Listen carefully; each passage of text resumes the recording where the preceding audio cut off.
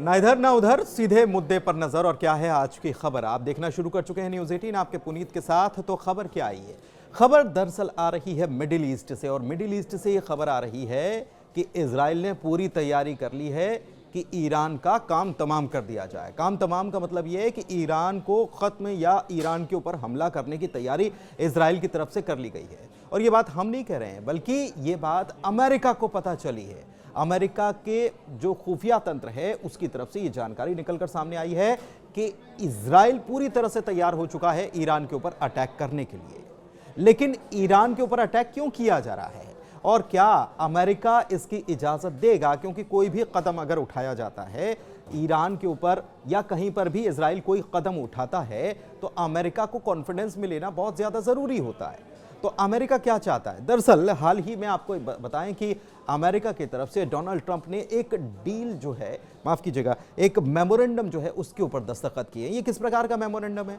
इस मेमोरेंडम में ईरान के ऊपर दबाव बनाने की कोशिशें की गई। इस मेमोरेंडम में बहुत सारी ऐसी बातें हैं जो ईरान के ऊपर प्रेशर क्रिएट करे।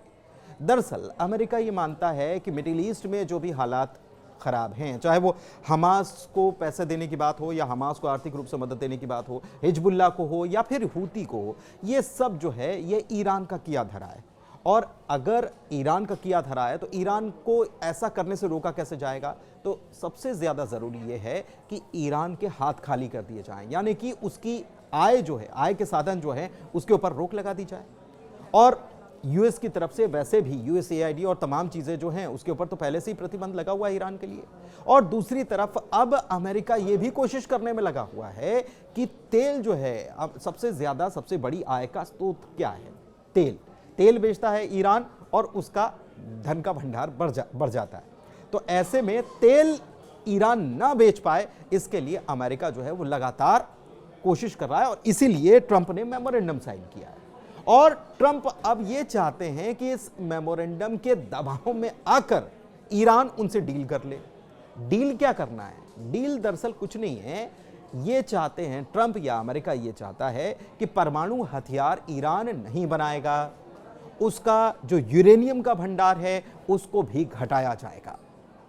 हालांकि आपको दिलचस्प बात यह बताएं कि ट्रंप ही थे जिन्होंने इसको लेकर जो पहले डील हुई थी उसको तोड़ने का काम किया था। ये साल 2018 की बात बता रहे हैं। 2016 में ईरान के साथ अमेरिका ने डील की थी, तब ओबामा सत्ता में थे। और उसके बाद जब ट्रंप सत्ता में आए तो ट्रंप ने कहा कि यह डील तो गैर वाजिब है, ये तो होनी ही नहीं चाहिए थी। इसके बाद उन्होंने इसे कैंसिल कर दिया।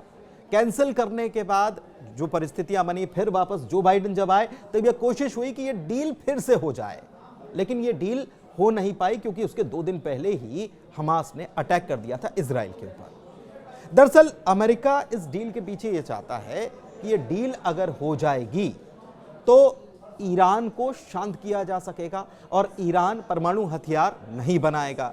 परमाणु हथियार नहीं बनाएगा तो उसके ऊपर से सैंक्शन हटा दिए जाएंगे, ईरान भी अपना बिजनेस कर पाएगा और साथ ही साथ मिडिल ईस्ट में जिस तरीके की अशांति का माहौल है उस अशांति के माहौल को शांत किया जा सकेगा।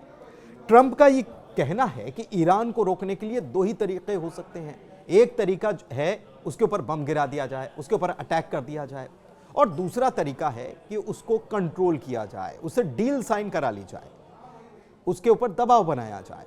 और ट्रंप दूसरे वाले तरीके के ऊपर जो है वो ज्यादा काम करते हुए नजर आ रहे हैं। लेकिन बेंजामिन नेतन्याहू जो हैं उनकी तरफ से उनका ये मानना है कि ईरान ने पहले भी जो समझौते किए उसको तोड़ने का काम किया, और इसके बाद अभी भी ईरान मानने के लिए तैयार नहीं है। मिडिल ईस्ट में जो हालात हैं उसका सारा का सारा जिम्मेदार जो है वो ईरान है। इसीलिए कोशिश कर रहा है इजराइल की ईरान में सत्ता पलट कर दिया जाए, सत्ता को पलट दिया जाए, खेल कर दिया जाए और इसके साथ ही अटैक कर दिया जाए। लेकिन अटैक ऐसे नहीं हो सकता। दरअसल इजराइल और ईरान की दूरी जो है वो 2000 किलोमीटर से भी ज्यादा है। तो ऐसे में अगर इजराइल हमला करता है तो लंबी दूरी की मिसाइलें चाहिए और बहुत बड़ा जिसे कहते हैं कि युद्ध का सामान चाहिए, वो इजराइल के पास है नहीं।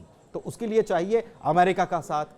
बीते दिनों जेडी वेंस जो अमेरिका के उपराष्ट्रपति हैं, जब वो पहुंचे थे इजराइल और वहां पर बेंजामिन नेतन्याहू से मुलाकात की थी, तो जेडी वेंस ने कहा था कि ईरान जो किया धरा है वो सब ईरान का किया धरा है। लेकिन इसी के साथ बेंयामिन नेतन्याहू ने यह कह दिया था कि ईरान का किया धरा तो है, लेकिन इसके ऊपर अगर रोक लगाना है, इसको करना है, तो हमें अमेरिका के साथ की जरूरत है।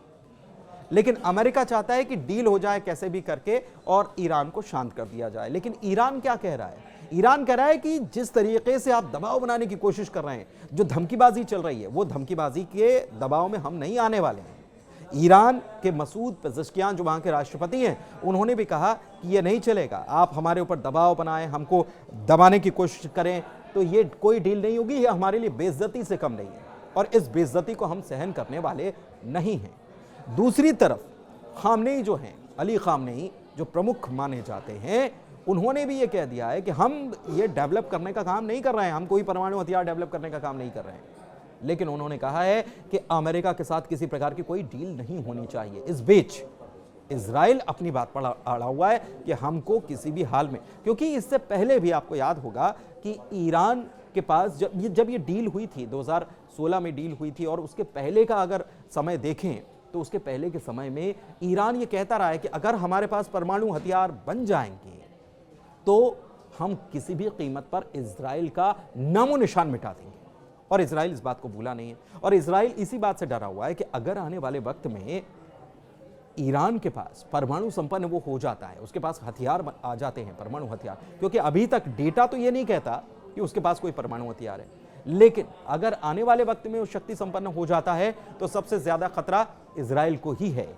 हालांकि इजराइल ये भी कह रहा है कि बीते दिनों जो 16 महीनों का वक्त बीता हमास को के साथ युद्ध में या फिर हिजबुल्लाह के साथ युद्ध में, और उसके बाद ईरान के ऊपर भी अटैक किए गए थे, तो इजराइल ये कह रहा है कि इसके बाद हमने उसकी बड़ी जो दीवार जो है, या कह सकते हैं कि उसके सैन्य क्षमता जो है उसको कम कर दिया, हमने उसकी ताकत को कम करने का काम किया, और ऐसे में हम हमला करेंगे तो अब ईरान इससे बच नहीं निकल सकता।